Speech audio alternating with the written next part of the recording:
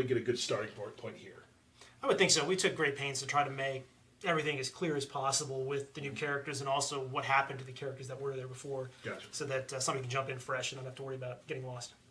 What excited you about having all these offspring characters? Some of them we haven't talked about yet, but then somebody like Cassie Cage. What's the exciting part about being able to write something like that?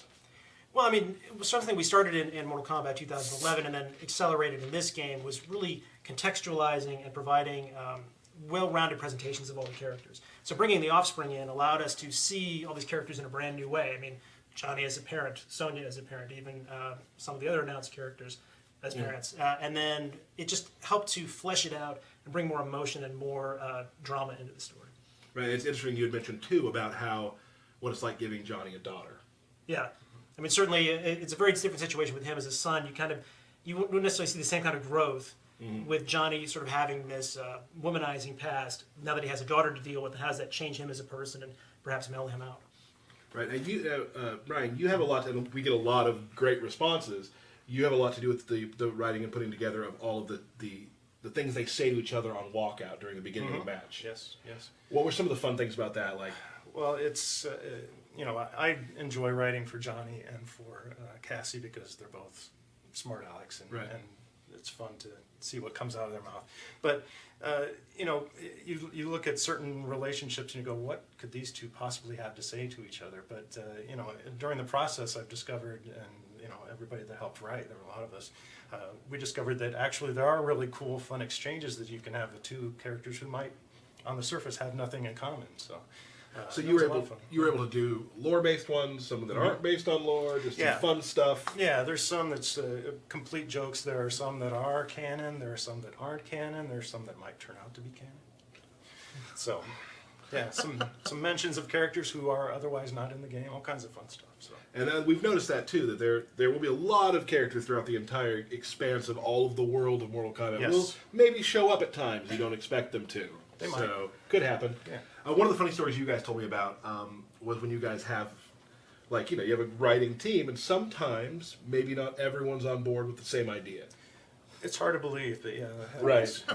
Yeah. So we have a process by which we, the four of us, John, Dominic, and myself, come up with the story up into the part where we're actually writing the script, and then Greenberg goes off to solve our technical problems because he's that kind of genius. So the three of us, John and we, write the script, and so whenever it's 2-1, and it happens a lot, the loser who gets outvoted is said to be Detroit Rock City, based on the popular Kiss song. So not only do we have to say to you, the loser, you are outvoted, but we then have to go, dead, and that. You have to give them the riff as well. Yeah, the riff. Rub it in with the riff. Okay, yeah. Excellent. I was just playing the other day and noted, I was like, oh, how is Cassie and that character that's not announced yet going to interact? And I was like, and then it happened. I'm like, oh, that's great. I would have never expected them to have a relationship. Yeah. There are times I'll go through it and just I'll sit at my desk after work and I'll just pick characters. And go, I don't know what they say. What do they say? And I'll start mixing and matching. And then a lot of them have more than there's more than one for a lot of them. So I had to reload that match 5 times testing something.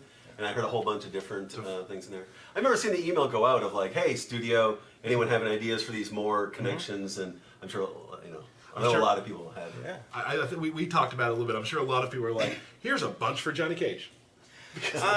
Surprisingly, it was pretty balanced. Really? Yeah. People came up for conversations with people whom you wouldn't think they would jump right on. Right. So, yeah. Well, excellent. Is there any other sort of anything about writing or anecdotes you guys would like to add about sort of the process of creating what we've done here?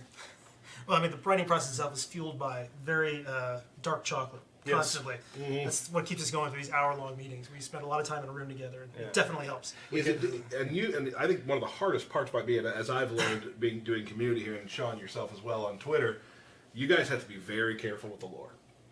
Yes. Yeah, and there are lore requirements, there are gameplay requirements, because ultimately the story serves the gameplay. So there needs to be a balance among the opponents, number of times you fight them, get backgrounds, make sure you fight in every background, things like that. So so it's a miracle it even gets written.